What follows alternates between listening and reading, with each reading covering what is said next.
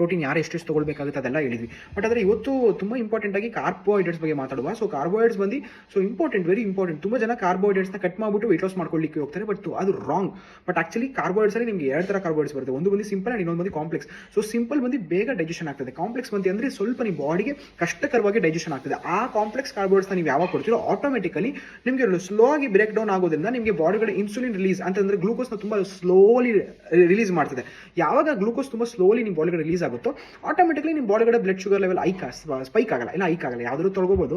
But ಅದನ್ನು ನೀವು maintain ಮಾಡೋದನ್ನ ನೀವು ಕಲಿಯಲೇಬೇಕು. ಸೊ ಅದಕ್ಕೋಸ್ಕರ ಕಾರ್ಬೋಹೈಡ್ರೇಟ್ಸ್ನ ತೊಗೊಂಡು ವೆಯ್ಟ್ ಲಾಸ್ ಮಾಡ್ಕೊಳ್ಬೇಕು. ಯಾವಾಗ ನೀವು ಕಾರ್ಬ್ಸ್ನ ಬಿಟ್ಟು ವೆಯ್ಟ್ ಲಾಸ್ ಮಾಡ್ಕೊಳ್ತೀರೋ ನಿಮ್ಮ ಬಾಡಿ ಅವಾಗ ಕಂಪ್ಲೀಟ್ಲಿ ನೀವು ಯಾವಾಗ ಮತ್ತೆ ಕಾರ್ಬ್ಸ್ ಅಂದರೆ ನಾರ್ಮಲಿ ಊಟ ತಿನ್ಲಿಕ್ಕೆ ಹೋಗ್ತೀರಲ್ಲ, ಆಟೋಮೆಟಿಕ್ಲಿ ಬಾಡಿ ತುಂಬ ಬೇಗ ದಪ್ಪ ಆಗೋ ಚಾನ್ಸಸ್ ಇರ್ತದೆ. ಸೊ ಯಾವುದೇ ಕಾರಣಕ್ಕೂ ವೆಯ್ಟ್ ಲಾಸ್ ಮಾಡ್ಕೊಳ್ಳೋ ಟೈಮಲ್ಲಿ protein, carbohydrates and vitamins and minerals, fibre ಇದೆಲ್ಲನೂ ಮಿಕ್ಸ್ ಆ್ಯಂಡ್ ಮ್ಯಾಚ್ ಮಾಡಿ, ಆ್ಯಂಡ್ ಎಸ್ಪೆಷಲಿ ಫ್ಯಾಟ್ ಇದೆಲ್ಲನೂ ಮಿಕ್ಸ್ ಮಾಡಿ ಯಾವಾಗ ನೀವು ವೆಯ್ಟ್ ಲಾಸ್ ಮಾಡ್ಕೊಳ್ತೀರೋ ಇಟ್ಸ್ ಹೆಲ್ದಿ ವೆಯ್ಟ್ ಲಾಸ್.